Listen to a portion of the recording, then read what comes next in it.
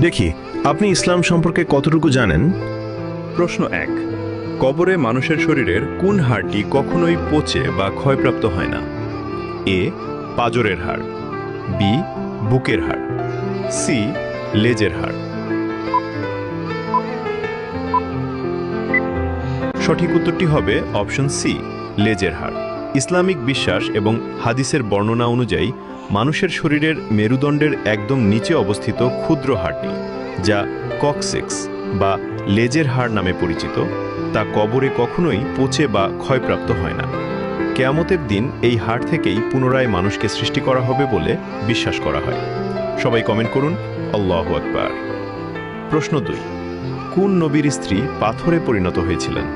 এ লূত আলাইহিসসালাম, বি নূহ আলাইহিসসালাম, সি ইব্রাহিম আলাইহিসসালাম।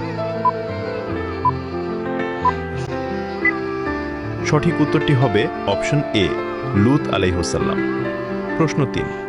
হযরতে মুহাম্মদ সাল্লাল্লাহু আলাইহি ওয়াসাল্লাম তার কোন স্ত্রীর ঘরে মৃত্যুবরণ করেছিলেন?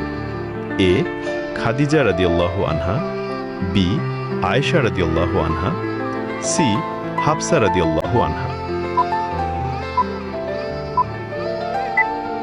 উত্তরটি জানার আগে ভিডিওটি শেয়ার করুন।